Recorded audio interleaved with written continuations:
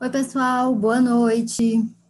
Estamos começando a oitava aula de como escrever para a web. Bom, pode ser que tenha alunos novos, tanto na parte do curso no Zoom, como também a nossa aula está sendo transmitida no Facebook do 180 Graus, vou me apresentar brevemente. Eu sou Isabel Ribeiro, sou jornalista, gerente de municípios do 180 Graus, também sou historiadora, ministro aula no Galaxy de web jornalismo e todas as segundas-feiras eu faço parte aqui do curso online para blogueiros, ministrando como escrever para a web. Bom, como eu estava falando, essa é a nossa oitava aula. A gente já falou sobre pauta, sobre apuração e agora a gente está falando sobre entrevista, tá? E como é isso? Partindo do princípio de que a gente tem que saber que a nossa meta não é só escrever, é escrever bem. E como é que eu faço para eu escrever um bom texto para o meu blog, para o meu portal, para a minha notícia? Eu vou ter que fazer um bom trabalho de planejamento, um bom trabalho de pesquisa, eu vou ter que ter o conhecimento anterior e fazer toda a parte do planejamento antes, bem feito, para que quando eu sente diante do notebook para escrever, eu tenha colhido um bom material para que o meu texto saia um bom texto. E faz parte desse processo de preparação para escrever esse texto para a web, a gente fazer boas entrevistas, né? E como é isso, Isabel, fazer a boa entrevista? Aí envolve uma série de coisas, desde escolher bem o ambiente, saber, deixa eu botar aqui o slide no modo tela cheia. Falando do que a gente já falou na aula passada.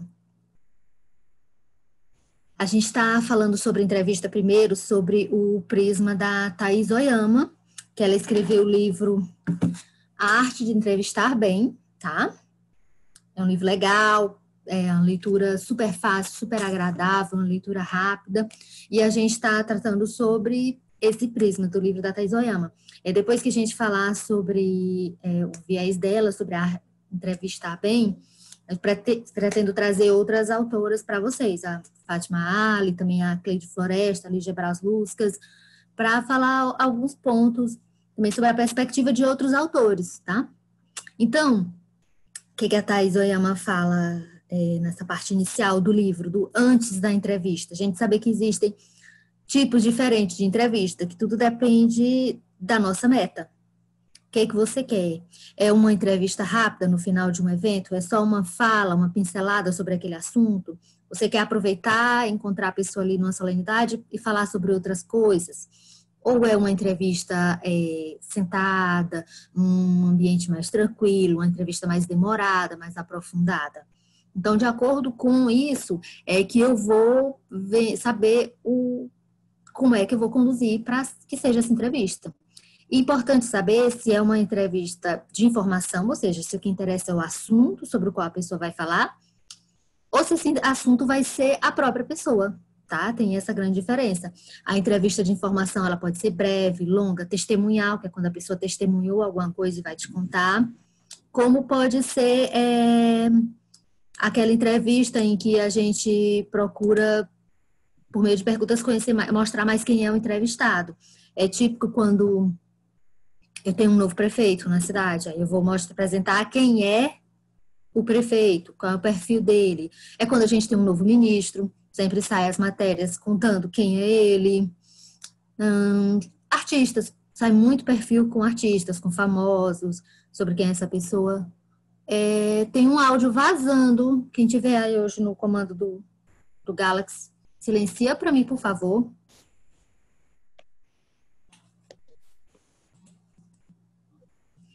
Bom, aí a gente falou sobre a importância de ter um bom relacionamento com os assessores de imprensa, para quando você quer fazer o contato para entrevistar a pessoa.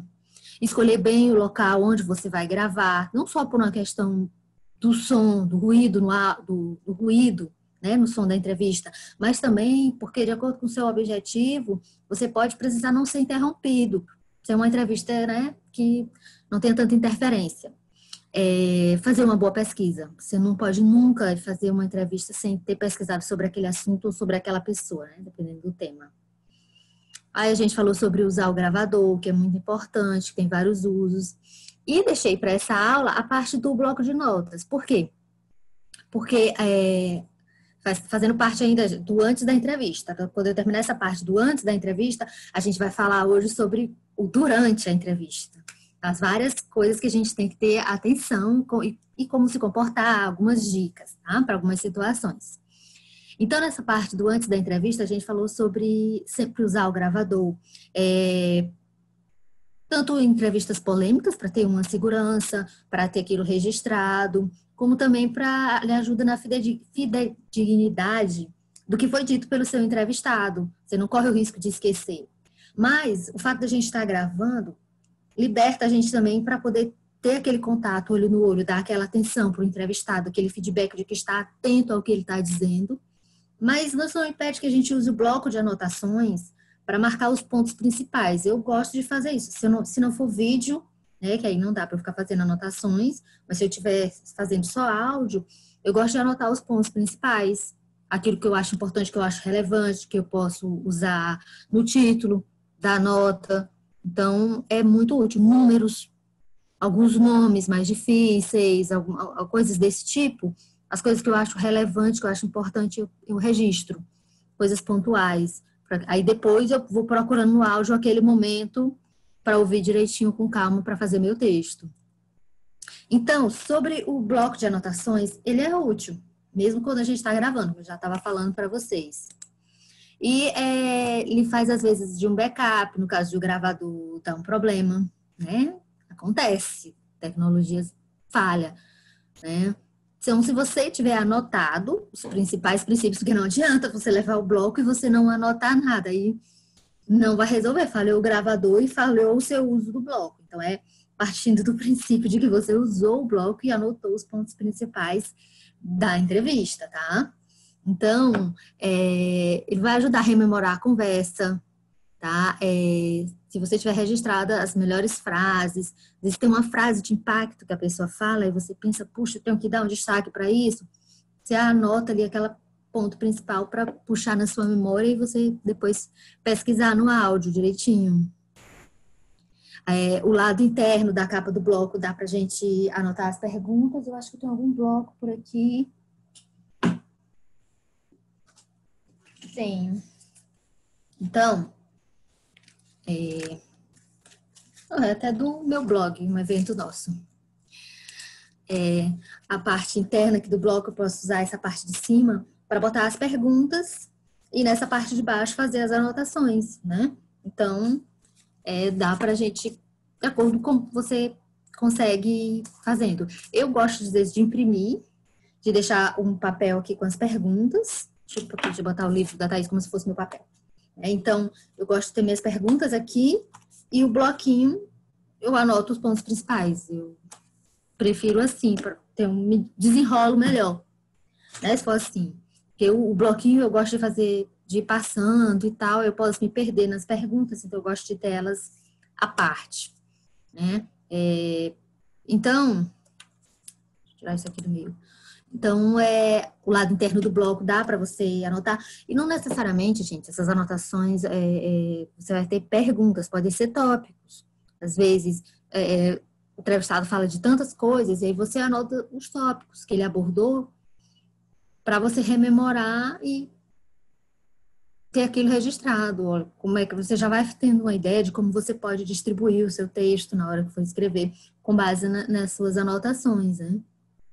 Dá para você anotar também os tópicos do que você pretende abordar para não esquecer de falar nenhuma coisa importante. Na entrevista, às vezes a gente se empolga, a conversa vai para um outro rumo. Então, se você tiver esse roteiro, mesmo se não sejam já perguntas, mas ter tópicos e assuntos que você gostaria de abordar com o seu entrevistado, isso vai te ajudar a não se perder durante a conversa, tá? Isso é muito útil. Então, essas perguntas ou tópicos escritos lá, vou botar aqui a canetinha, tá aqui. podem ser consultadas facilmente de forma discreta, né? Ainda fica protegido de eventuais olhares curiosos da parte do entrevistado, se tiver no bloco na parte de cima, como eu falei. E ainda que você leve um gravador, você pode usar o bloco para anotar palavras-chave, referência a raciocínios que o entrevistado deu início e não finalizou, né? Às vezes a pessoa está ali no meio da fala, você não quer interromper, mas ele não conclui o pensamento, engata num outro assunto. Aí você anota aquele ponto para quando for o momento adequado você retomar. Mas quando a gente estava falando desse assunto assim, o senhor começou esse pensamento e não concluiu. Fale mais sobre isso, dê mais detalhes. Então, para não perder, às vezes, uma resposta importante e também não atropelar o entrevistado.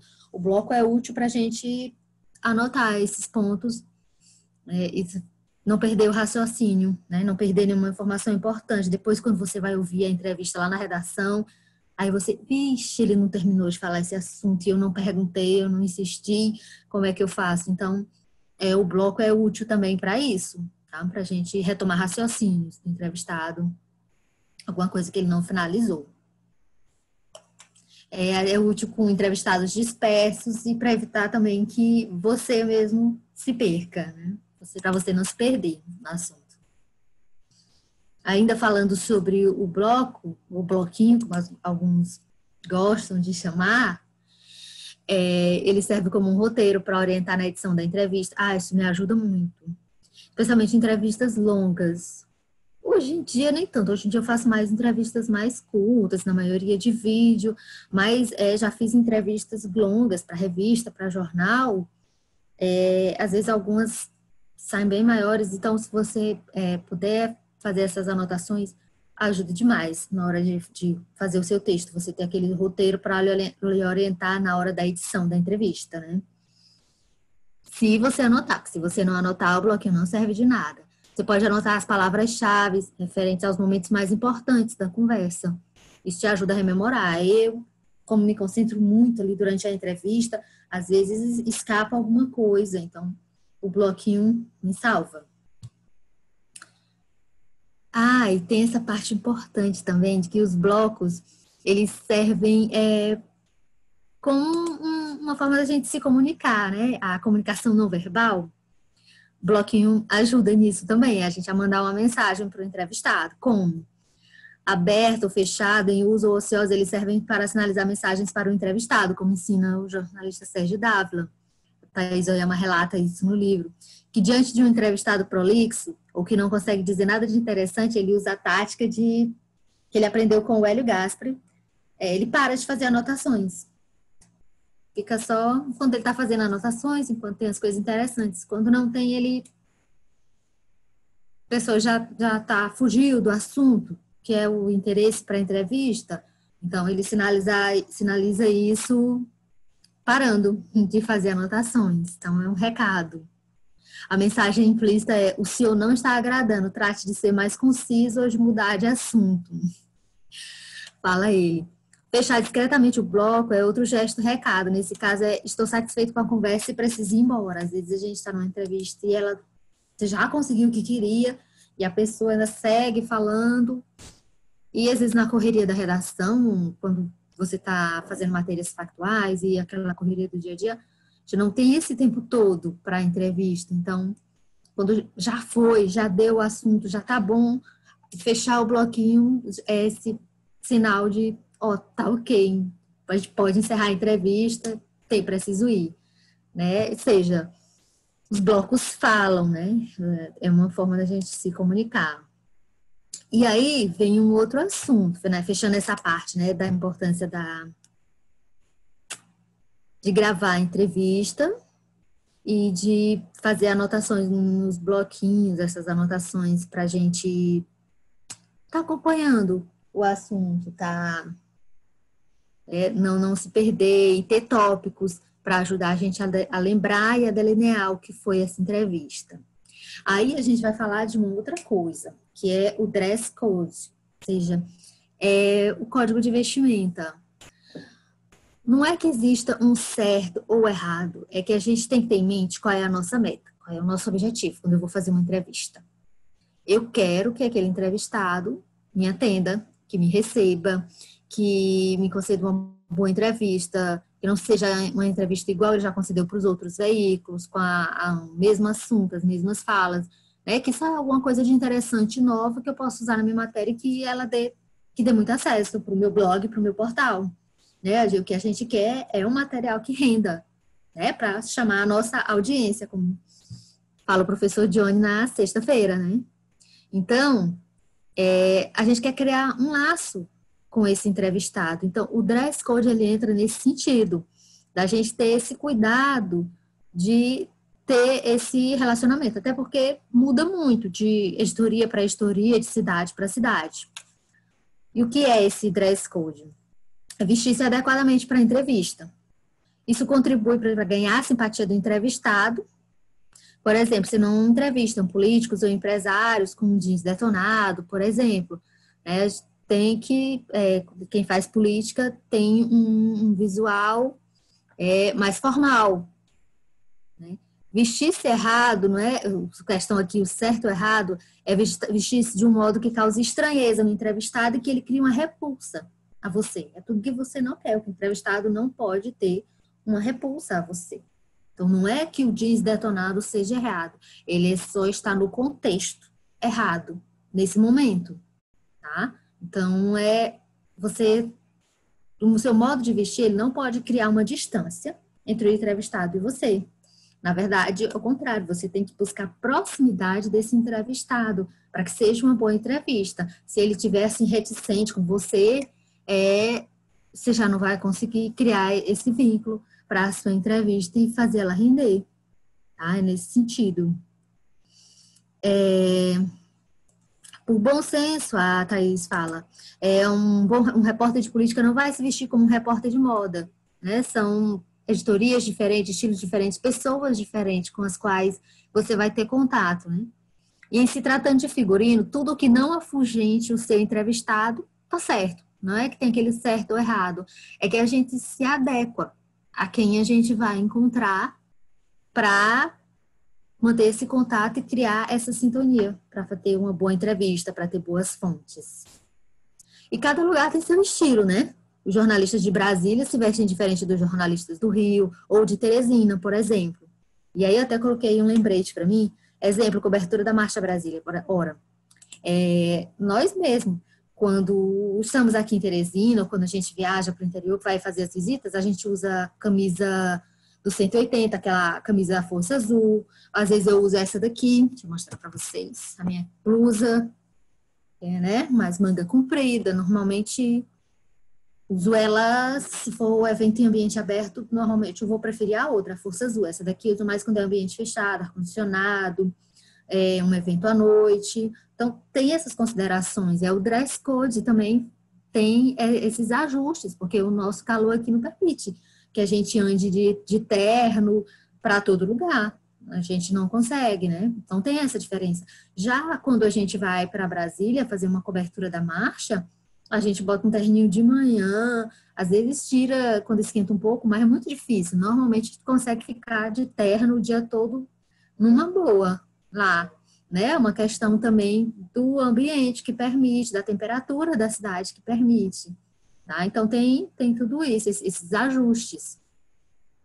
Já quem tente usar terno aqui o dia todo já é bem mais complicado, vai sofrer muito, especialmente se estiver na rua, se estiver num ambiente com ar-condicionado, é bem mais fácil.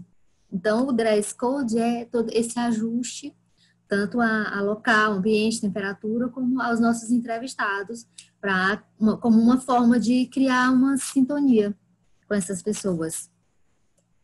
E aí, deixa eu afastar essa assim aqui. Pronto. Como tratar o seu entrevistado? Isso é muito importante, gente, né? Os comportamentos durante a entrevista. O entrevistado é sempre senhor ou senhora. Sempre, tá? Essa coisa do você, a gente busca evitar.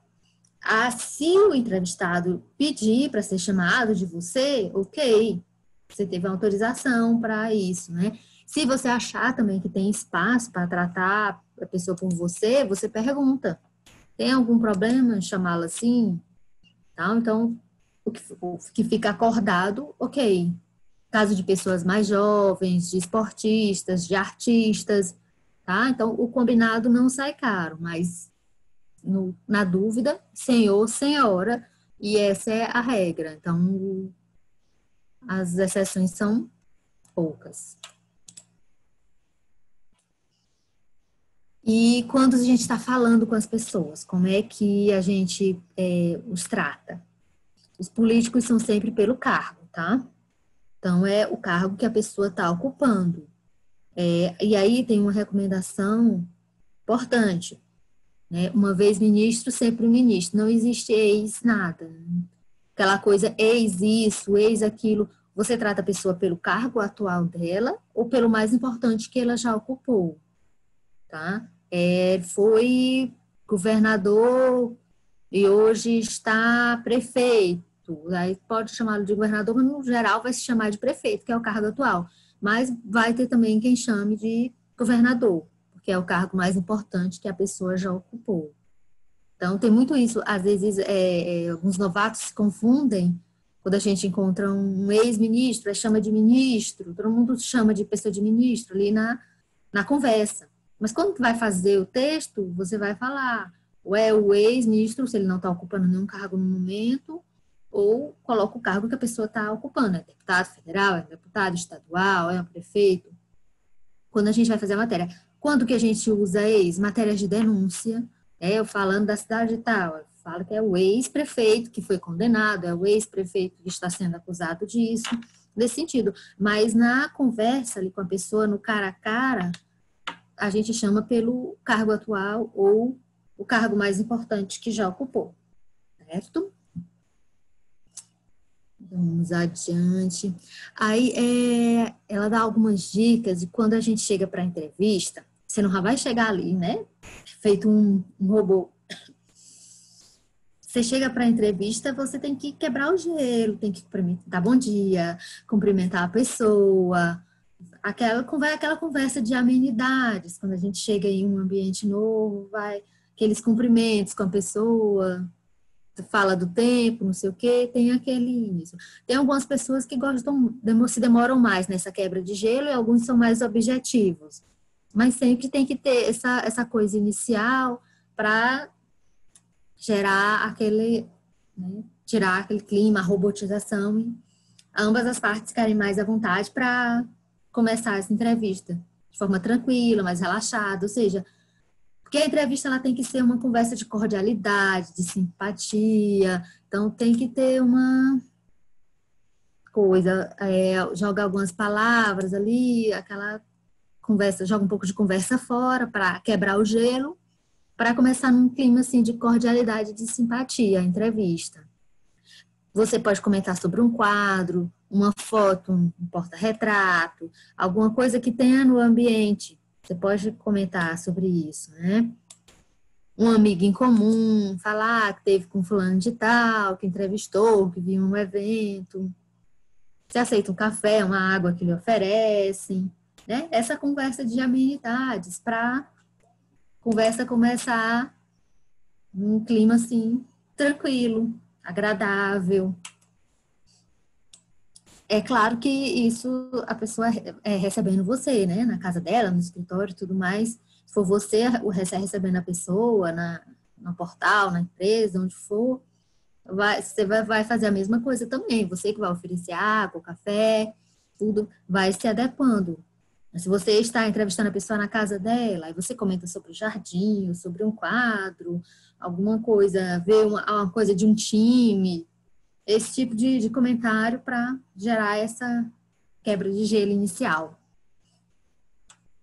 Claro que no dia a dia, numa entrevista rápida, em um evento, essas coisas aí não tem essa parte da quebra do gelo. É muito, se der, cumprimenta ali e tal, mas no geral já vai direto para a entrevista o assunto. Mas tem um bom dia, uma boa tarde, uma boa noite, olá, aqui tá bom para gravar. Às vezes os próprios entrevistados mais experientes, eles mesmos, vai ficar bom o som aqui, né? É bem interessante quando você já entrevista alguém que já é tarimbado, já tem essa prática, porque eles mesmos já se preocupam, né, com a imagem, com a luz, com o som. Muitos têm um treinamento, né, para um bom atendimento à imprensa, então sabem bem ver, observar essas coisas. Às vezes é um ambiente que está muito barulho, diz, vai ficar bom o áudio aqui, né? Melhor ir para ali. Então, tem muito essa coisa. Os entrevistados experientes ajudam muito quando a gente é inexperiente, quando está começando. Ele tem essa percepção, esse feeling das coisas. E aí, vamos para a parte do durante a entrevista. Algumas coisas para a gente ficar atento no nosso comportamento durante a entrevista. Primeira coisa é sobre na hora de fazer perguntas, gente. Não fazer discurso, as perguntas, o que a Thaís falou, um negócio muito legal, que tem gente que se preocupa tanto em parecer inteligente que faz pergunta comprida, faz uma pergunta complicada, faz uma pergunta que parece um discurso. Isso cansa o entrevistado, isso chateia, a pessoa se perde. Eu mesmo me perco. Pergunta muito comprida, eu não acho legal. Eu gosto de objetividade. Isso aqui, isso aqui, isso aqui. Pronto. Então, já seria esse tipo de entrevistado que não gosta de muita conversa. Eu me perco no meio, se a pergunta for comprida, eu me perco no meio ali da história. Então, ela fala que às vezes é um pouco de ego da gente, que a gente quer mostrar que sabe do assunto. Porque não sei quem disse isso, não sei quem disse não sei o quê, no dia tal saiu tal matéria sobre isso. Ou seja, você começa a relatar para a pessoa um monte de coisa para aí depois fazer a sua pergunta. Foca no objetivo, foca no que é a tua meta, que é entrevistar a pessoa. Você quer ouvir a ela e não ela que quer ouvir você. É um entrevistado que está lá para ser ouvido. Então, o melhor são perguntas simples. Tá? Simplicidade é a melhor aposta. Então, foca em obter boas respostas, evitar lugar comum, seja frases meio repetitivas. A pergunta ela deve ser feita de forma objetiva, clara e concisa, ou seja, uma pergunta que a pessoa vai responder o assunto, sem dar muita volta. É isso que quer dizer. Não seja uma pergunta complicada e nem que dê muita volta, que faça muito arrudeio, né? No bom linguajar, no popular. Uma pergunta que tem muito arrudeio. Tal, elabora a sua pergunta de forma que ela seja clara e que seja objetiva, sem cansar a pessoa. Se ela disser que não entendeu, se ela pedir mais alguma explicação, aí sim você fala um pouco mais. Mas, se não, faz a pergunta mais simples que você puder para a pessoa e deixa o entrevistado responder.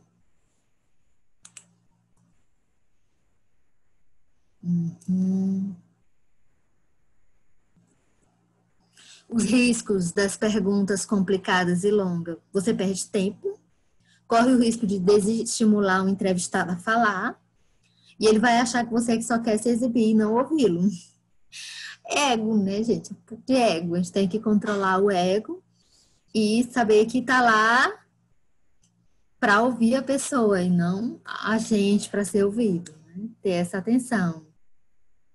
A Bruna tá falando que elogiar é interessante para quebrar o gelo. Sim, Bruna. Um elogio sincero, porque um elogio falso vai afugentar a pessoa. Por isso que é importante observar o ambiente e comentar algo de uma forma sincera, porque a falsidade as pessoas percebem e vai afugentar. Certo? E aí, e tem essa frase legal do Winston Churchill que a Thaís Oyama cita, das palavras a mais simples, da mais simples a menor. Ou seja, para produzir um bom texto, é preciso escolher as palavras mais simples, as menores, as menos complicadas, fáceis de entender, para a pessoa responder. Isso vale também para as nossas perguntas, tá? Nada de usar coisa muito complicada, muito complexa, que você se perde, o entrevistado se perde, e você perde tempo.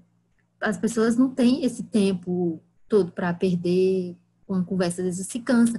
Às vezes você poderia fazer 10 perguntas, vai conseguir fazer umas 3, 5, porque você cansa o entrevistado com as suas perguntas compridas e complicadas, tá? Então, para as perguntas, a dica é quanto mais diretas do ponto de vista da compreensão, melhor, tá bom? Então, quanto mais diretas, melhor. Ah, e isso aqui, esse tópico eu gosto muito. Saber ouvir é o mais importante. O que é isso? Saber conversar é diferente de saber entrevistar. Me respondam aí no chat. Quem está acompanhando a aula pelo Zoom, tem acesso ao chat. Se você está acompanhando a nossa aula pelo Facebook, entre em contato com o Instituto Galaxy ou então com a ABEP, e para você participar da aula através do Zoom. Se inscreve lá para você participar do nosso curso online, através do Zoom, e aí você vai ter acesso ao nosso bate-papo também, tá bom? Fazer perguntas aqui direto pra gente. Então, pessoal que está acompanhando pelo Zoom, me respondam, por que saber conversar é diferente de saber entrevistar?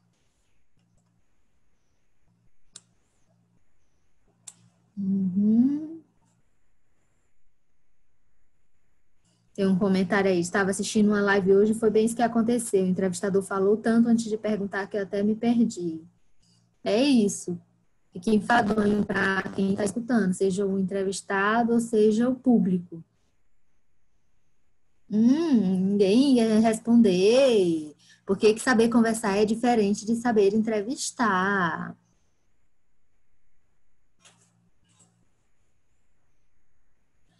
Porque o bom entrevistador é aquele que sabe ouvir. Bom entrevistador tem que saber ouvir. Saber ouvir implica em ser curioso, implica a gente domar um pouco o nosso ego, a nossa vontade de falar. Às vezes a gente tem vontade de se exibir, de mostrar que sabe daquele assunto, que conhece, que fez uma boa pesquisa, ou que outro dia entrevistou não sei quem, ou que foi em evento tal, e esquece que não somos nós que estamos lá para sermos ouvidos, a gente está lá para ouvir. É o entrevistado que tem que falar. Então, o bom entrevistador é aquele que sabe ouvir. E saber ouvir implica em ser curioso, em ter... não é o ouvir por ouvir, é o ouvir com atenção plena. É aquela atenção que você dá para a pessoa, olhar no olho, de vez em quando balançar a cabeça, fazer entendo, dizer algumas coisas. Isso não é interromper o entrevistado, mas dar ele um feedback e mostrar atenção, né? Dar um retorno para a pessoa.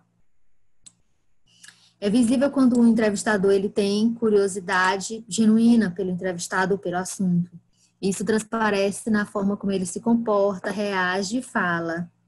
Porque ele estimula o entrevistado a expor-se cada vez mais. Ele vai deixando o entrevistado super à vontade, né? À medida que você está atento ao que a pessoa está falando, atento às respostas dela, isso é muito importante, porque, além de tudo, às vezes tem perguntas que não estavam no seu roteiro e que você insere naquele momento, mediante aquela fala da pessoa. Ela fala uma coisa e, nossa, mas isso aqui, me fale mais disso, me dê um exemplo, me dê mais detalhes. Então, surgem outras perguntas e aí você vai inserindo no roteiro, que não estava previsto antes. Porque você estava dando atenção. Se o entrevistado estiver falando e você estiver só olhando para o seu bloquinho e pensando na próxima pergunta, você às vezes perde uma coisa muito interessante que a pessoa falou. Eu acho que tem um exemplo aqui. Não sei, acho que é mais à frente, deixa eu ver aqui. O entrevistado ele pode desanimar com a postura de um entrevistador que parece estar desatento, está desligado ali, não está prestando atenção. Tá mais à frente, mais alguns slides à frente, esse exemplo. É um exemplo interessante. Então, se você não está prestando atenção no que a pessoa está falando, você estiver entrevistando e estiver olhando em volta, não sei o quê, fazendo sinal para outra pessoa, então, olhando para o bloquinho e pensando na próxima pergunta. Eu era muito assim no começo. Eu ficava tensa. A pessoa vai terminar de falar, meu Deus, o que eu vou falar, o que eu vou dizer? Então, ao invés de prestar atenção no que a pessoa estava me falando, eu ficava decorando ali a próxima pergunta para eu engatar a próxima pergunta. Na ansiedade de de quando a gente está começando. Então, a gente tem que ter esse domínio para dar essa atenção, esse feedback para o nosso entrevistado, para que ele se sinta confortável para falar com a gente. Quando percebe que o blogueiro ou repórter está desanimado, entediado, com pressa, ou que já tem uma opinião formada sobre o assunto, o entrevistado também se desinteressa da entrevista. Mas se o repórter ali, o blogueiro, está desanimado, imagine ele. Por que ele vai dar atenção para essa pessoa? Por que ele vai falar algo de interessante, além do que já disse antes? Se a pessoa não está dando esse retorno para ele, né? E aí, alguns erros, né? Eu estava falando, um erro recorrente é por pressa, ou por medo de que ele pare de falar, ou inexperiência, mal ouvir a resposta do interlocutor.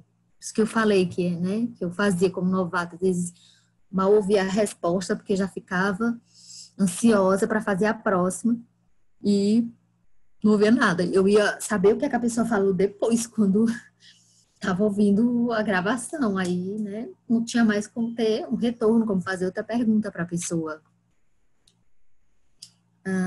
Pressa para fazer a próxima pergunta atrapalha muito. Ficar de olho no bloquinho, preparado para emplacar a próxima pergunta, são alguns erros, tá? Que a gente pode cometer durante a entrevista, são erros a evitar. A pressa, ficar de olho no bloquinho, só pensando na próxima pergunta. E aí tem uma série de motivos que a gente faz, que a gente deixa de ouvir e deixa de dar atenção ao entrevistado. Outro erro. Esse aqui é mais complicado. Deixar claro que você pensa diferente do entrevistado. Isso não é legal. Você está lá para ouvir a pessoa, não para dar a sua opinião. Adotar uma postura de intimidação, né? Ser um repórter, assim, truculento, debochado. Então, tem isso. Ela até dá um exemplo de uma repórter que uma vez foi entrevistar uma ex-primeira-dama no Brasil e ela super debochada, fazia várias perguntas, assim, atacando a pessoa. Então, é uma postura que não é legal, não é legal. Outra é um repórter que demonstra disposição, que demonstra não tá nem aí para entrevista, gente. Isso é uau. Você tem que estar atento, tem que estar ali 100% para fazer o seu trabalho, para fazer a entrevista. Então, não dá para ir fazer o seu trabalho, fazer a entrevista mostrando disposição, má vontade. Não dá.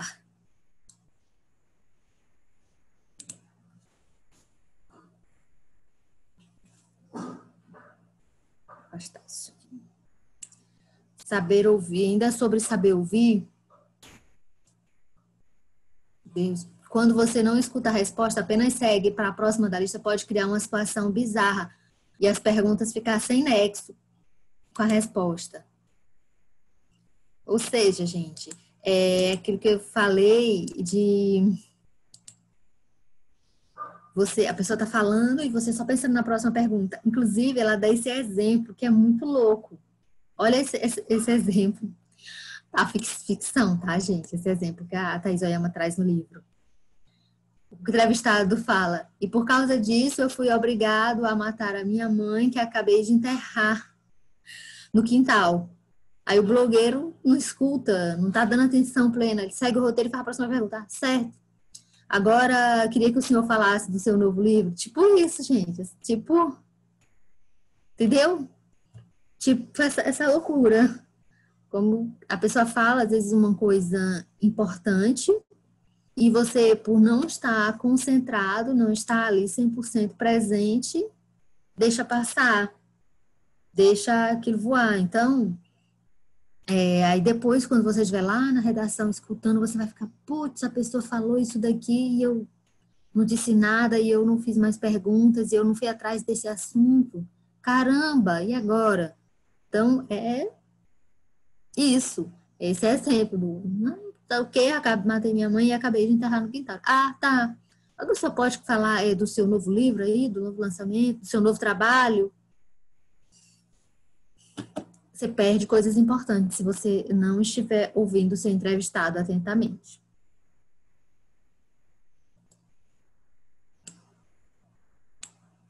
Gostou, né, Bruna? Tô vendo.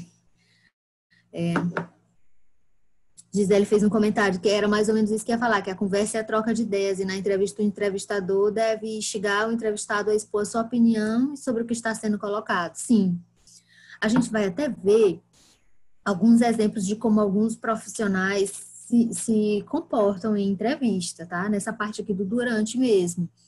Tem alguns modelos que são um pouco diferentes, alguns um pouco polêmicos, contestáveis e tudo mais. Mas, no geral, a gente está lá para ouvir. Aí tem algumas técnicas que alguns usam que são um pouco diferentes, levam um pouco para outro lado, mas o foco principal, a nossa meta, é ouvir a pessoa, é saber mais dela ou do assunto sobre o qual ela está falando.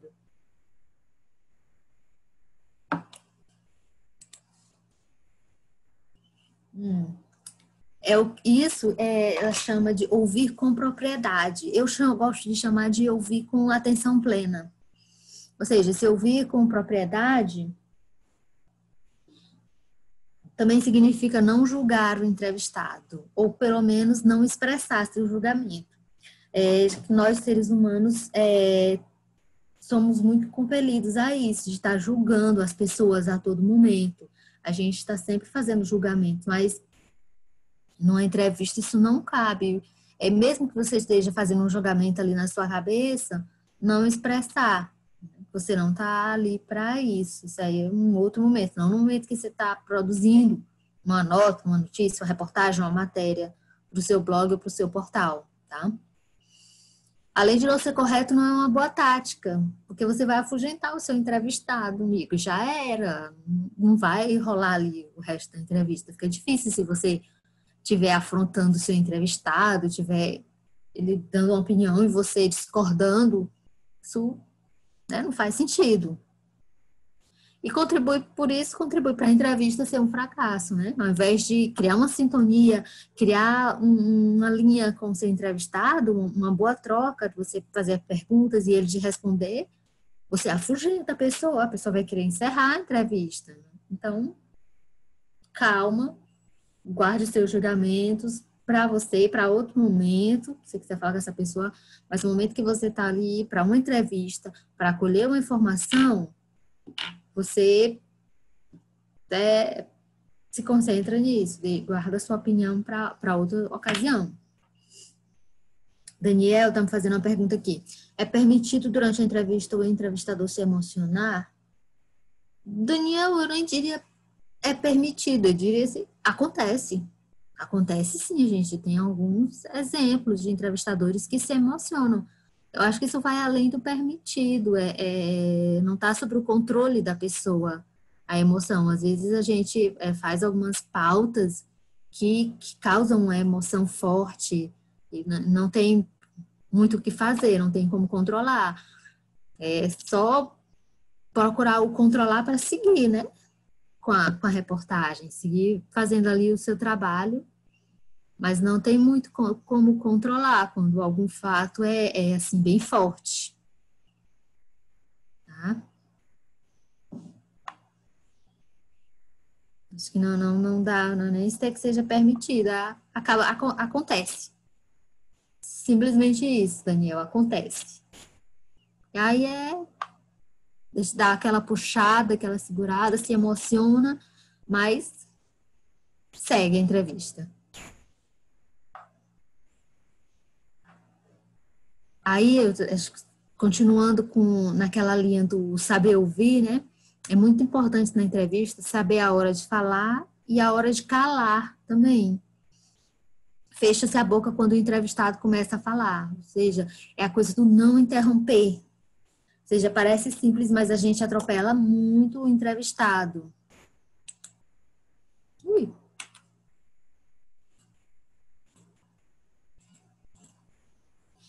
Parece simples, mas atropelamos muito o entrevistado. A gente interrompe o raciocínio dele, corta as suas falas. Eu estava lendo a atividade da semana passada, né, de vocês, e teve algumas pessoas que falaram, quando eu ouvi a entrevista, eu vi que eu interrompi a pessoa algumas vezes, eu vi que eu poderia ter deixado ele falar mais, eu atropelei. Então, a gente tem que ir controlando. Eu era dessas, assim, bem ansiosa, né? Você vê a pessoa que fica além da próxima pergunta, porque já quer falar, não quer deixar ter um espaço ali. Às vezes a gente interrompe a pessoa e a gente precisa se trabalhar isso, ouvindo as suas entrevistas, controlando ali a sua ansiedade, tendo esse domínio da situação, para evitar a gente interromper, porque às vezes quando você interrompe a pessoa, ela ia falar uma coisa super importante. Se o ouro da sua matéria, aquilo que ia te dar o título, ia te dar muitos acessos. Então, se o seu entrevistado está falando, se controle, escute, depois você fala. Depois você faz a próxima pergunta. Depois você pede mais detalhes. Deixa a pessoa falar. Deixa ele concluir o raciocínio. Não interrompa o raciocínio do seu entrevistado. Né? Aí falo que a gente faz isso por ansiedade. O maior equívoco de uma entrevista é quando a gente quer ser ouvido pelo entrevistado. Não, a gente não está lá para isso, né? A gente está lá para ouvi-lo e não para ser ouvido. É o contrário, uma entrevista, estamos lá para ouvir.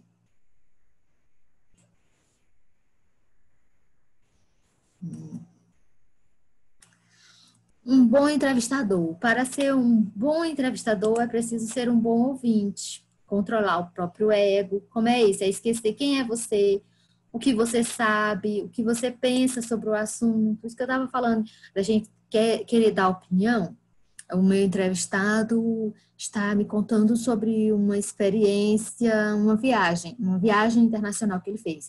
Foi muito interessante a minha viagem à China, porque eu pude observar isso antes da pandemia. Eu lembro de uma entrevista que eu fiz com uma pessoa, e ele contando sobre as experiências de negócio, as empresas que tinha visitado. Então, você tem que controlar seu ego, a sua ansiedade, para você não querer comentar sobre outras coisas que você já leu sobre esse país, sobre as empresas, ou às vezes fazer perguntas que são curiosidades pessoais suas. Se tiver dentro do propósito da entrevista, ok, mas se for fora do propósito, né, ter essa paciência para não atropelar o entrevistado e não levar a entrevista para um outro rumo.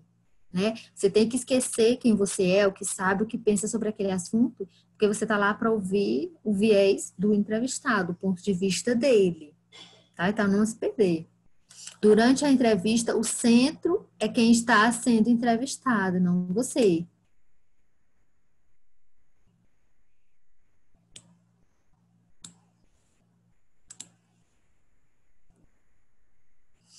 Quem entrevista deve controlar a vontade de comentar as histórias, de contar histórias também. Então, deixar mais espaço para a pessoa do que para você. Existem alguns estilos de entrevistados, alguns, acho que tem um espaço para isso, a gente tem alguns modelos, mas aí já são pessoas, é um outro modelo, um modelo talk show, um modelo, um outro tipo de coisa. A gente está falando aqui de entrevista para a produção de uma reportagem, de um texto, tal. Alguns formatos pergunta-resposta, mas a gente não está falando desse modelo em que o apresentador, o entrevistador também é uma estrela. Controle sua vontade de exibir seu conhecimento sobre o assunto. Quando o foco é ouvir a pessoa, a opinião dela, o conhecimento dela sobre aquele assunto, a pesquisa dela ou a experiência de vida dela sobre esse assunto. Dedique-se a ouvir e estimular a pessoa a ir além do que ele está disposto a contar. Às vezes a gente perde uma boa história por não saber ouvir, né? Já falei disso. Levanta fazendo uma pergunta. Quando a entrevista é ao vivo e você percebe que o entrevistado está derrubando nossa audiência, devemos dar um jeito de interromper? Eu tentaria direcionar com a outra pergunta, levando para um tema mais interessante, voltando para o assunto mais que seja o seu interesse, que seja a proposta da entrevista. Né? Daria um jeito de não interromper a entrevista, mas direcionar perguntas que volte para o assunto que você quer, que é o seu objetivo. Mas voltando a falar daquele assunto, fulano, isso aqui, eu queria saber mais sobre essa história. Então, você tem como contar para a gente mais um caso desses? Então, não sei, acho que eu não interromperia, mas faria perguntas levando para o lado que fosse meu interesse, tá bom, Devan? Eu faria isso. Passar aqui. E aí, como conquistar a confiança do entrevistado? Isso é um tópico bem interessante. O grau de confiança que o entrevistador consegue inspirar no entrevistado faz toda a diferença, gente. O que é isso? Aquilo que eu falei da gente estar no ambiente da pessoa, já gera mais confiança. Ter o assessor de imprensa ao seu lado, chegar e ter aquela conversa amena, quebrar o gelo, se apresentar, tá usando uma roupa adequada para o ambiente, para a pessoa, para criar aquele vínculo, aquela sintonia. Então, você vai gerar um grau de confiança, né? A confiança que você conseguir inspirar vai fazer toda a diferença para que essa pessoa se abra mais com você, fale mais coisas para você. É o que faz uma entrevista ser fria e protocolar ou emocionante e reveladora, essa diferença da confiança que a pessoa tem em você. Se ela mal te conhece, tudo, ela vai falar ali sobre o assunto, aquilo, o básico, que ela já foi treinada pelo assessor de imprensa dela para falar, e pronto. Então, vai ser aquela coisa. Mas quando você ganha a confiança da pessoa, e a gente até vai ver alguns exemplos na história do Truman Capote bem forte sobre isso, o que faz a entrevista ter aquele tom diferente, ser emocionante, ser reveladora, né? A pessoa contar mais para você do que já contou para os outros que entrevistaram antes. Então, é a confiança que você consegue inspirar. Primeira coisa é o seu histórico, a sua credibilidade. Ter agido de forma honesta com os entrevistados anteriores, ou seja, você tem uma boa reputação. Você vai entrevistar a pessoa aceita conceder a entrevista para você porque é o jeito. Mas você tem uma fama ruim, ele vai ficar com o pé atrás. Às vezes nem vai aceitar conceder essa entrevista. Então, se você tem um bom histórico, uma boa reputação, isso ajuda muito para inspirar essa confiança. Demonstrar conhecimento sobre a pessoa, sobre a obra. Ah, Isabel, mas você falou ainda há pouco que não podia fazer discurso, não sei o que, não sei o que. Mas a gente está falando de criar um grau de confiança aqui, não é nas perguntas, mas quando você chegar, tanto pelas perguntas que você vai fazer, que sejam perguntas que demonstrem que você sabe algumas coisas, mas na conversa antes.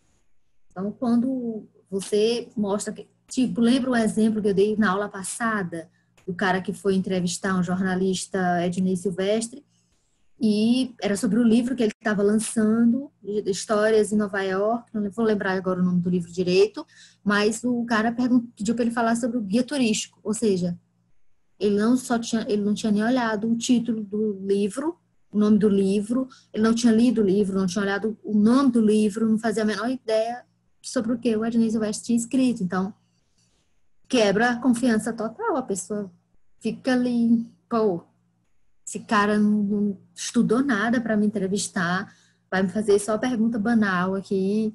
O entrevistado fica desestimulado. Ele não quer mais falar com aquela pessoa, a pessoa que não se deu ao trabalho de pesquisar sobre ele.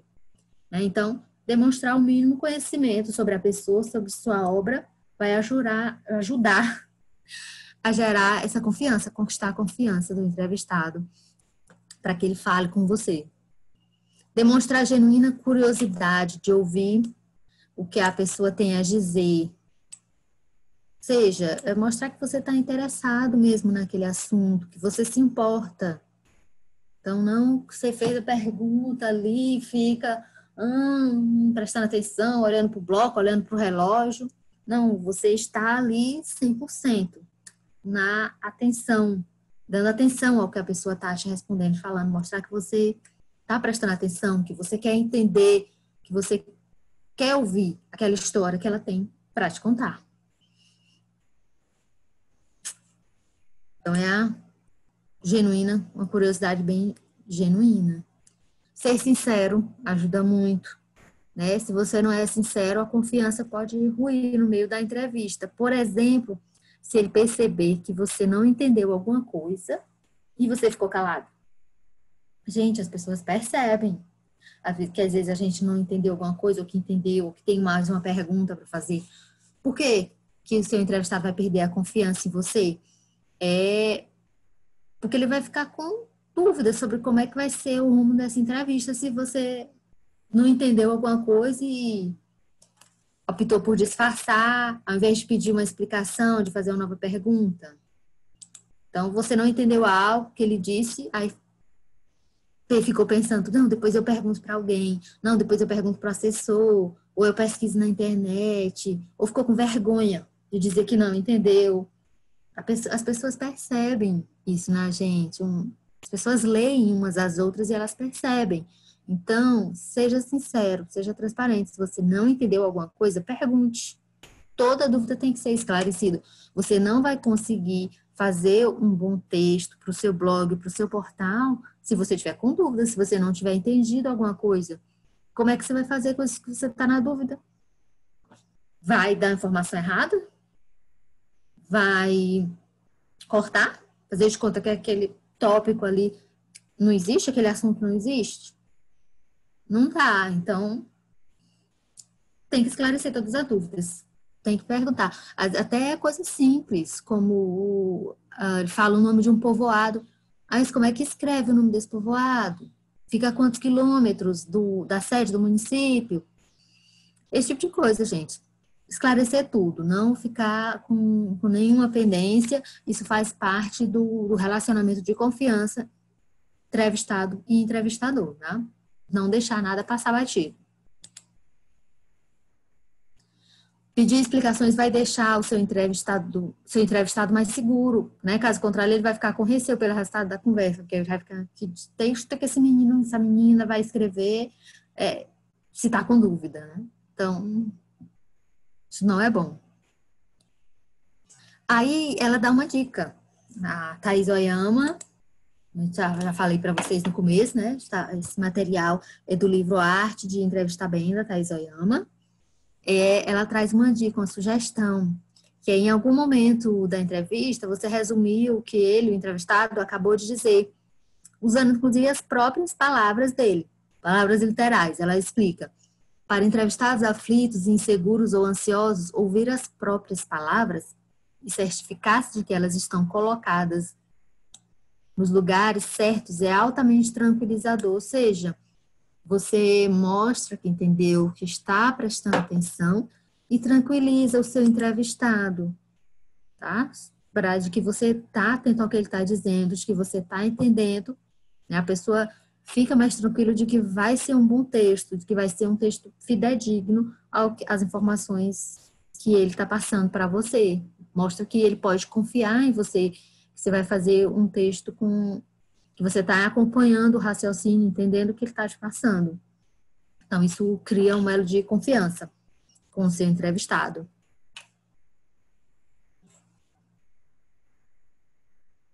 Aí tem uma dica do jornalista americano Lawrence Grobel. Ele usa isso no começo da entrevista, né? Deixa o entrevistado falar sobre o que quiser, até que ele esteja suficientemente confortável e relaxado para começar a falar sobre aquilo que o entrevistador deseja. Quando a gente entrevista algumas pessoas mais experientes, mais tarimbadas, especialmente políticos, às vezes a gente não precisa fazer tanta pergunta, eles já têm um assunto que eles estão querendo divulgar no momento. Então, quando a gente faz uma pergunta, eu queria falar disso aqui, isso assim, assado, não sei o quê, deixa a pessoa falar. Deixa ele falar sobre o assunto que ele quer trazer para você. Depois que ele fala desse assunto, aí você vai para o que é do seu interesse enquanto entrevistador. Às vezes tem alguma informação, algum dado novo que pode ser útil, mas também ajuda nessa quebra de gelo e nessa parte de gerar uma confiança, entrevistador e entrevistado. A pessoa fala sobre o assunto que ele quer, o assunto que ele tem no momento para estar tornando público. Seja um artista que quer falar da nova música, do novo álbum, do novo show, seja a pessoa o prefeito que quer falar sobre uma obra que tem andamento na cidade, alguma coisa que ele conseguiu agora para a cidade, que vai ser super importante. Então, o que a pessoa tem naquele momento como pauta para ele, para estar colocando na imprensa. E aí, depois que ele falar disso, vai ficar mais confortável para falar outras coisas que você queira perguntar.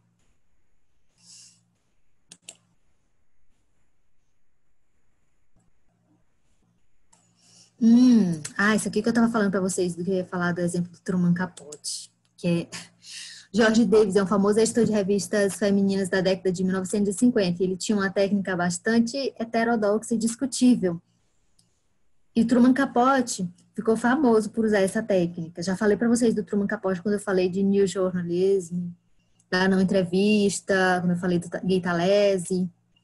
Bom, e por causa dessa técnica, o Capote ganhou muitos amigos, mas também ganhou inimigos. Por quê? Que técnica é essa?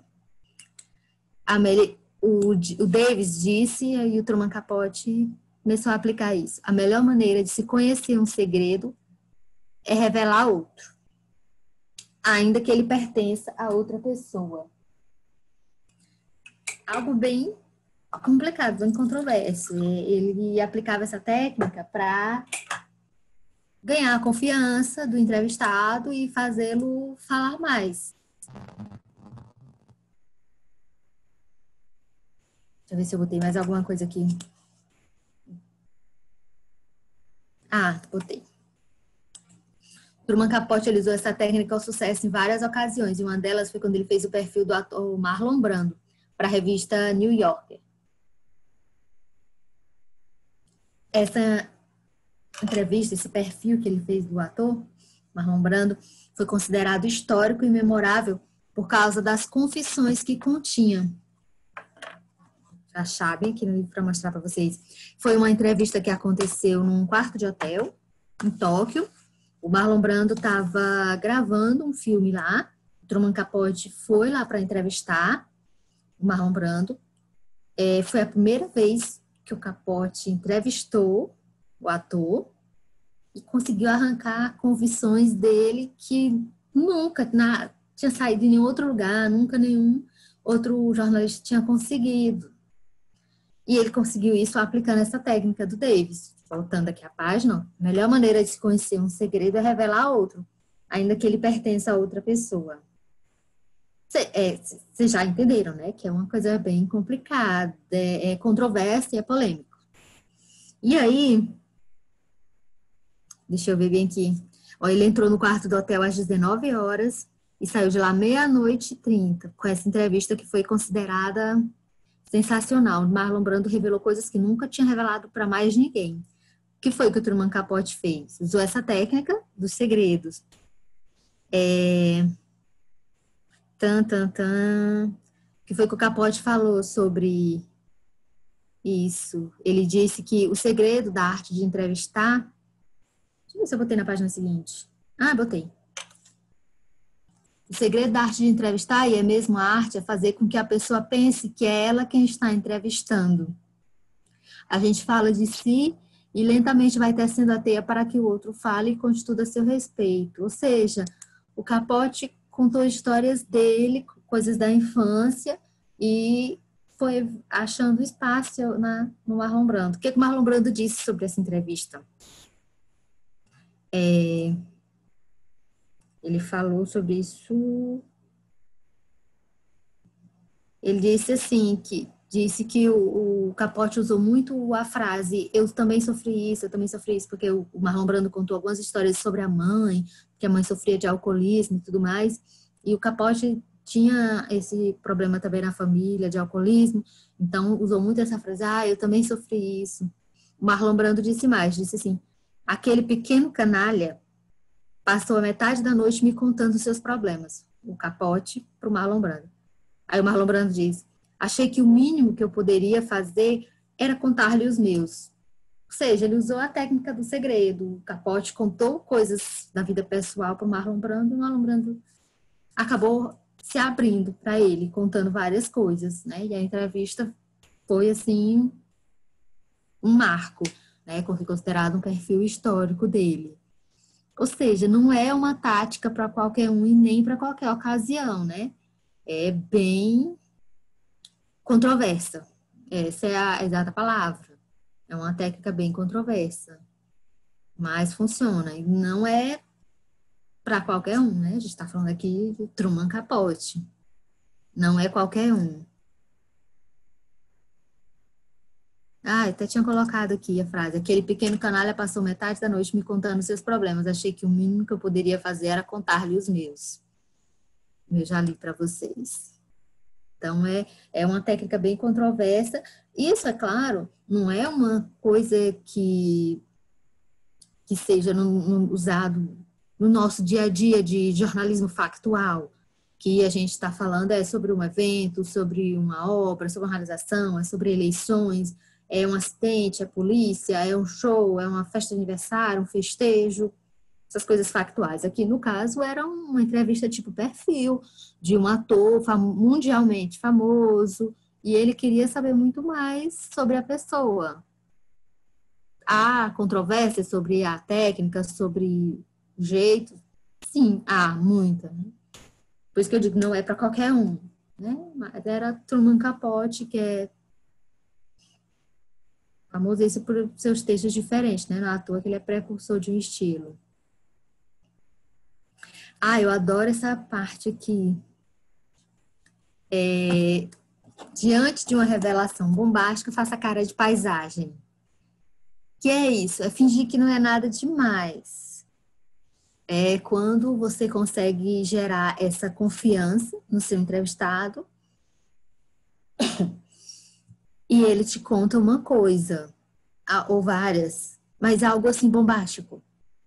Se você der um escândalo, der um esparro ali, é mesmo, meu Deus, não sei o quê, demonstrar, a pessoa perceber que ela falou demais, o risco dela voltar atrás é grande.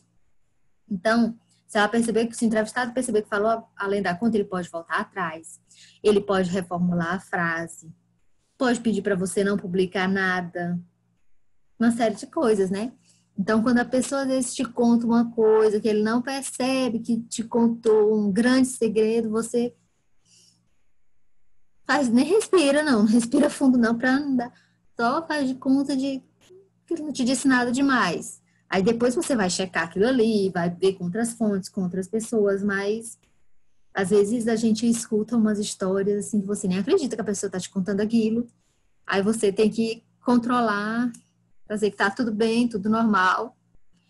Não, ele não acabou de entregar todo o ouro para você checar aquela história para escrever a sua matéria. Tá bem. Atitudes que revelam o impacto causado pela frase, o revelação bomba assustam o entrevistado e fazem com que ele volte atrás ou diga de outro jeito, amenize a frase e tudo mais. Não sei se eu botei exemplos. E ele dá alguns exemplos.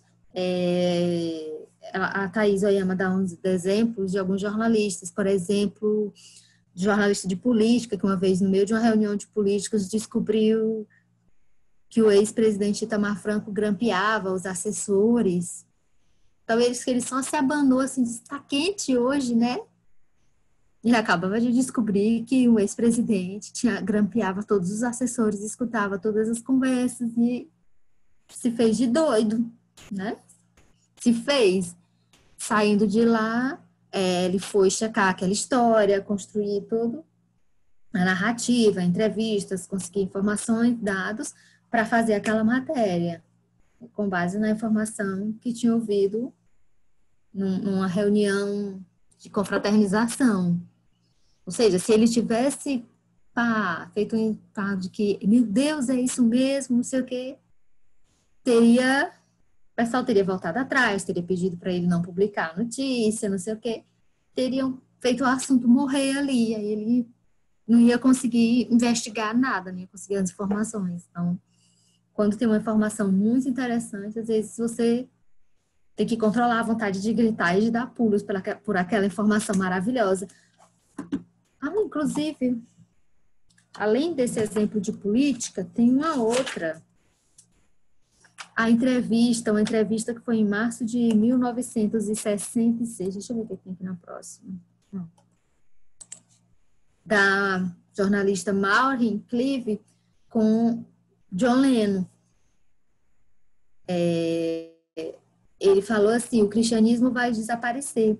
Eu não sei o que vai primeiro, se é o cristianismo ou o rock and roll. E em seguida ele disse: nós somos mais populares que Jesus Cristo. Essa é a frase mais famosa da história do rock, da frase dita por John Lennon em 1966 nessa entrevista. É uma frase assim bombástica. E ela até brinca aqui, ela diz assim: ela deve ter no máximo levantado assim a cabeça e continuado anotando no bloquinho dela, fazendo de conta que ele não tinha dito nada demais. Pode ser, né? Bem provável, porque a entrevista, ela saiu de lá da entrevista, fez a matéria, colocou essa frase e foi um boom no mundo por causa dessa frase do John Lennon. Foi uma loucura. Então, ela não assustou o entrevistado dela, no caso de John Lennon, e conseguiu publicar a matéria com essa frase. Se ela não tivesse feito cara de paisagem, né, não teria rolado essa matéria. Para conseguir o melhor do entrevistado, é importante observá-lo, descobrir seus pontos fracos, ou seja, qual é aquele assunto que emociona, que mexe com ele. Se é uma entrevista de perfil, ou se é uma entrevista mesmo de um assunto, você conhecer o seu entrevistado, qual é o assunto favorito, as suas paixões, suas vaidades, para você gerar esse elo de confiança, gerar um rapport também. É um conceito do ramo da psicologia que significa uma técnica usada para criar uma ligação de sintonia e de empatia com a pessoa, que é desde você repetir os gestos das pessoas, ele leva a mão na cabeça, você leva ao mesmo tempo, ele toma água, você toma também, tem essas coisas. Então, mas você também cria esse elo de ligação com os assuntos, quando você sabe das paixões, do assunto favorito, às vezes da vaidade da pessoa, né? E sobre esse assunto da vaidade, tem uma entrevista que ficou muito famosa de uma jornalista italiana, Oriana Falati, com um secretário de Estado do governo Nixon, isso nos Estados Unidos, nos anos 70, 1972. E ela percebeu que esse secretário de Estado era muito vaidoso, então ela perguntou para ele: como é que o senhor acredita, doutor Kinsia, como o senhor explica esse seu inacreditável status de estrela de cinema que o senhor desfruta? Como o senhor explica o fato de ser quase mais famoso e popular que o próprio presidente da República? Ou seja, ela jogou com o ego dele. O cara se achava o máximo, se achava mais importante do que o presidente da República. E nessa ele caiu. Ele falou que ele acreditava que isso era devia ao fato dele sempre agir sozinho, dele ser tipo um cowboy, não sei o quê. Menina, essa entrevista foi uma bafafá e rendeu por meses e meses nos Estados Unidos, dele falando que agia sozinho, que era tipo um cowboy, que isso era o estilo dele, ou estratégia, não sei o quê. Ele ficou lá se gabando. Por quê? Porque ela percebeu que o ponto fraco dele era a vaidade. E aí arrancou essa frase, não, né, uma sequência de frases, mostrando esse grande ego dele, ele falando sobre si mesmo, sobre como ele era o máximo e como ele agia sozinho, independente do presidente. Né? Não precisa a gente ser muito esperto e muito longe para imaginar que isso não caiu nada bem nos ouvidos do presidente. Então, e às vezes, na entrevista, a pessoa, você vai conseguir esses relatos, essas falas mais interessantes, às vezes você precisa ter uma boa capacidade de persuasão, né? Você precisa primeiro convencer a pessoa a conceder a entrevista, depois é preciso fazê-lo ir além das frases feitas e já ditas a outros veículos, em outras entrevistas, né? Seja Você tem que criar essa sintonia com o seu entrevistado. Tanto que a gente fala lá desde da roupa, mas da fala, do quebrar o gelo, de prestar atenção, né? Daquela atenção plena, de ouvir, de dar o feedback para a pessoa, de não deixar nenhuma dúvida passar, para criar essa sintonia com o seu entrevistado, para ter essa capacidade de persuasão, de fazê-lo responder às suas perguntas. Porque pode ser que você tenha uma pergunta difícil para fazer, uma pergunta delicada. E aí, como fazer uma pergunta delicada, uma pergunta difícil? A gente tem algumas dicas da Thaís Oyama. Primeiro, ela diz que acha que não existe uma pergunta que seja delicada demais para ser feita, né? Para o que você não faça. Todas as perguntas têm que ser feitas. E algumas vezes é até um alívio para o entrevistado respondê-la. Às vezes é uma coisa que está na mídia, que está na imprensa ali aqueles dias, e a pessoa acaba aproveitando aquele momento, aquela sua pergunta para esclarecer o assunto. Às vezes você tem a sorte, a bênção, ou você sabe criar o caminho para que seja você a pessoa que vai saber daquele assunto. Né? Certas perguntas, por mais difíceis que sejam, elas têm de ser feitas. Né? Não tem essa pergunta que não deva ser feita. Quando uma pergunta delicada é feita da maneira certa e num contexto que a justifique, ela não ofende o entrevistado. Então, você tem que ter dar essa situada, ter essa noção para que a sua pergunta esteja dentro de um contexto e de não ofender o seu entrevistado, tá? O que é fazer a pergunta da maneira certa, Isabel? Fazer a pergunta da maneira certa é respeitosamente, é com genuína curiosidade. O tom com o qual você faz a pergunta e a maneira como você se dirige ao entrevistado ao fazê-la faz toda a diferença. Olhar nos olhos da pessoa. Então, porque se a pessoa faz a pergunta todo de um jeito assim, debochado, ou então todo assim, intimidador, bravio, é uma coisa. Mas a pessoa que fala com a pessoa clara, fala com o entrevistado claramente, olhando nos olhos, de uma forma clara, tranquila, como quem quer ouvir a resposta de verdade, quem está ali para ouvir o que a pessoa tem a dizer, né? E isso é a maneira que a gente está chamando aqui de maneira certa, é uma maneira respeitosa, genuína, cuidadosa com o seu entrevistado, porque tem perguntas que têm que ser feitas. E aí,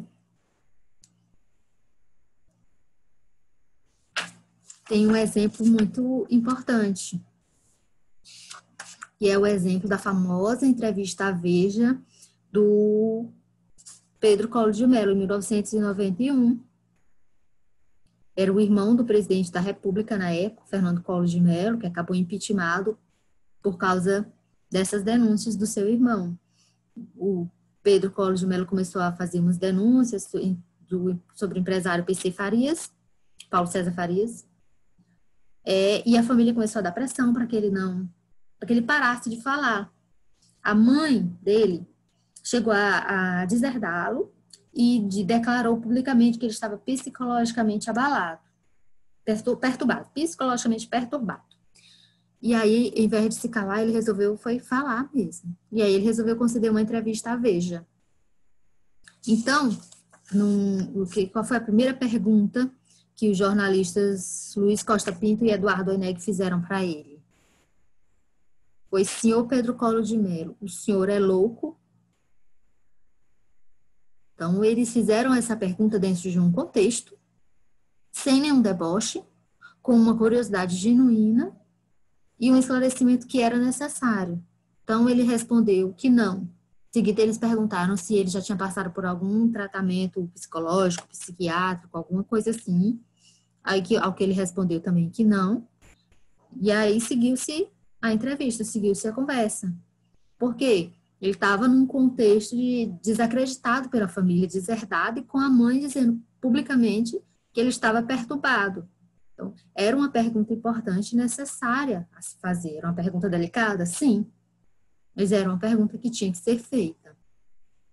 É um tremendo de um exemplo de como se fazer uma pergunta que é delicada e de uma forma respeitosa e conseguindo ter esse retorno positivo do entrevistado. Por quê? Porque eles fizeram de uma forma que não era uma forma debochada, era uma forma séria. Imagina se eles... Isso é louco, é? Sei o quê? Fosse uma coisa assim... Não, uma coisa séria, né? Mostrando interesse genuíno. Porque, gente, todo mundo detecta um deboche, né? A pessoa faz uma pergunta para você de uma forma séria, preocupada, querendo ver a resposta, você sabe que é diferente de quando ela está com deboche. Ele poderia se ofender se ao perguntar, o entrevistador desse a entender que já sabia a resposta. Quando a pessoa faz pergunta assim, e você vê que ele não está nem aí para sua resposta, que a pessoa já tem a opinião formada, então, o que eu vou responder essa pessoa se ela acha que já sabe de tudo, né? Não tem nem sentido. Olhar enviesado, o entrevistador tem sempre que olhar nos olhos, olhar a pessoa com atenção, esse negócio de ficar olhando de lado, não sei o quê.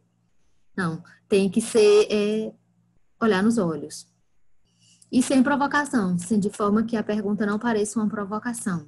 Seja uma pergunta bem colocada e feita de uma forma séria. Uma outra tática, quando a gente tem que abordar um assunto delicado com a pessoa, é atribuir a terceiros uma acusação ou uma afirmação, né? Tem coisas que dá para trabalhar dessa maneira. Aí ela traz um exemplo. Seus adversários dizem que o senhor comanda um dos governos mais corruptos da história do Estado. Como o senhor responde a isso? Né? Você não está sendo você a falar que a pessoa, até porque não é você que está dizendo que ele é corrupto, você está colocando ali no contexto e atribuindo para terceiros e levando a pessoa a te responder de uma forma que, né, o entrevistado vai falar sobre o assunto, corrupção. Outro exemplo, o que o senhor diria aos que afirmam que o senhor é autoritário e arrogante? Está bem forte, mas, né, não compromete o repórter e faz com que a pessoa responda a ele. Né, dessa forma, você consegue fazer uma pergunta difícil e o entrevistado, no lugar de se sentir ofendido, pode ficar satisfeito com a oportunidade de contradizer os inimigos. Né? Então, às vezes as perguntas, quando bem colocadas, a pessoa consegue ter resposta porque elas estão dentro de um contexto e você faz de uma forma que a pessoa se sinta à vontade para responder, para fazer um esclarecimento.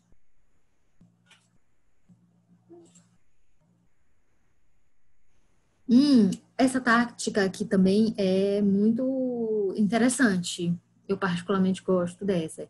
Uma tática do jornalista Sérgio Dávila, que a Thaís Oyama traz no livro. Deixar para o final da entrevista a pergunta delicada, nunca fazê-la no começo. Por quê? Porque se você começar, em alguns casos, se você começar com a pergunta mais difícil, a pessoa pode encerrar a entrevista naquele momento, né? Pá! E pronto, você fez aquela pergunta e ela não te responde mais nada. E aí já era, você não ficou nem com uma coisinha. Se você começa fazendo outras perguntas, além de você ter algum material, conseguir fazer umas fotos e ter algumas respostas para usar no seu texto a mais, você não vai assustar a pessoa. E além de que você já pode ter gerado uma confiança e pode ser que a pessoa te dispense, que ela não responda, mas a chance dele responder essa sua pergunta é bem maior. Se você já vier conversando com ele, feito toda uma entrevista, foram 8 perguntas, aí a 9ª pergunta é que é essa pergunta mais delicada, a chance dele te responder é bem maior. Que já criou aquele vínculo de confiança. Então eu particularmente gosto dessa, de se for uma entrevista maior e tal, deixar as perguntas mais difíceis, mais delicadas para o final. Outra coisa que a Thaís Oyama chama a atenção da gente é que é um erro acreditar que exista um assunto que seja proibido durante uma entrevista ou aceitar com resignação essa ideia. Ou porque a assessoria disse que a pessoa não vai falar daquele assunto, ou então porque falam assim, todo mundo sabe que fulano não fala disso. Gente, todo mundo muda de ideia. E pode ser que você tenha sorte de que aquela pessoa resolva falar daquele assunto justamente com você. Você só vai saber se você tentar, né? Ela própria, a Thaís Oyama, dá um exemplo de quando ela foi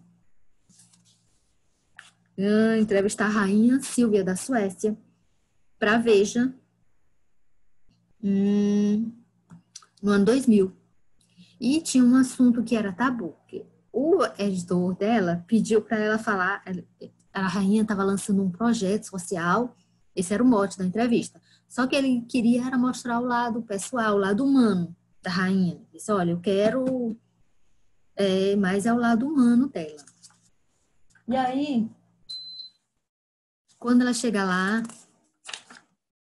primeira coisa que a assessoria diz para ela é que a entrevista não ia ser de 2 horas, ia ser só 40 minutos, e que não podia tocar no assunto da filha dela. A princesa Vitória, ela teve anorexia, então o editor dela pediu para ela fazer essa pergunta sobre a doença da princesa, e a assessoria disse que não era para ela fazer essa pergunta, que essa pergunta era proibida. Então, pense na atenção dela. Presta na rainha pela primeira vez, o tempo era só 40 minutos, e ainda tinha uma pergunta que o editor dela queria que ela fizesse, que era sobre a doença da princesa, e a assessoria dizia que não podia. Ela ficou naquele dilema. Então, ela começou com as perguntas, né, básicas, normais, sobre o projeto social, aí foi levando para a vida pessoal, e ela disse que de olho no relógio, tensa. Deixa eu ver aqui como é que ela fala. Ela disse que a rainha recebeu ela muito bem, foi super educada, inclusive concedeu a entrevista em português, porque a mãe da rainha era brasileira, ela nasceu na Alemanha, mas de mãe brasileira. Então, ela vendo que o tempo estava esgotando, ela disse que quando chegou no final, vendo que o tempo já estava perto, ela resolveu arriscar.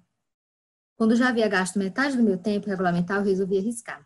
No meio de uma conversa sobre o quanto afligia a perseguição da imprensa a ela, rainha, e a sua família, perguntei se esse tipo de comportamento a tinha incomodado, especialmente no que dizia respeito à doença da princesa. Ela disse que a rainha hesitou um pouquinho e ela aí sentiu nesse momento a assessora de imprensa fuzilando ela com os olhos. Ela disse que foram assim segundos de tensão. Aí ela ainda completou a frase, mas foi muito esperta. Antes que ela respondesse, eu completei dizendo assim, que estava perguntando isso porque eu sabia que, diferente de outros pais cujas filhas sofrem do mesmo mal, a rainha havia surpreendido a todos pela coragem de falar abertamente sobre o assunto. Coisa que ela nunca tinha feito, né? A Thaís jogou essa deixa para ela para ver se colava e colou. A rainha respondeu a pergunta dela, a rainha falou sobre o assunto, tal, ela conseguiu o que o editor tinha pedido. Mostrar o lado humano, fazer a pergunta difícil, e foi uma entrevista que, né, deu muito o que falar, teve muita repercussão no Brasil e lá na própria Suécia, que a rainha nunca tinha falado, né, sobre a doença da filha. Então, ela soube conduzir a coisa ali, foi... Meu Deus, meu tempo tá acabando. Vânia. Tava aqui empolgada, faltam 2 minutos. Deixa eu ver aqui.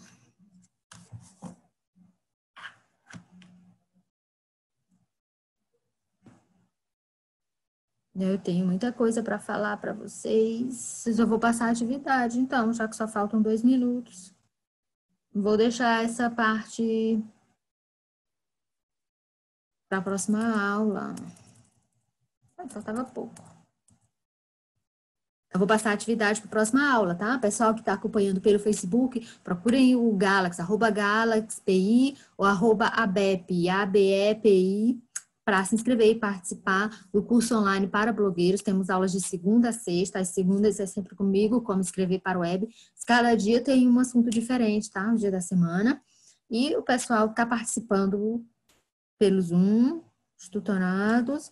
Eu quero que vocês anotem qual foi o roteiro que vocês usaram na atividade 7, tá? Já teve gente como a Bruna que já me enviou esse roteiro, tá, Bruna? Tu pode só me enviar de novo. Mas eu quero que faça um Kaizen, que liste os erros e acertos do roteiro, não da entrevista. Eu quero que você coloque qual foi o roteiro que usou na primeira entrevista e como é que seria o seu roteiro melhorado, né? Fosse fazer de novo, como é que seria esse seu roteiro melhorado? Eu quero que escrevam a nota com o material da entrevista. No caso, teve alguém, acho que foi o Daniel, que já mandou o texto inicial do que foi falado na entrevista. Tu pode melhorar o texto, tá, Daniel, e mandar ele e mandar junto o roteiro. O roteiro que usou na entrevista e como seria o roteiro melhorado. Que perguntas você acha que fez e que poderia fazer? Vou mandar isso lá no grupo de WhatsApp. Já são 10 horas, nosso tempo está encerrado. Agradeço a vocês que acompanharam a gente pelo Zoom. E pessoal que acompanha a gente pelo Facebook, obrigada. Amanhã tem aula de criação de posts com o professor Alberto. Tchau, pessoal.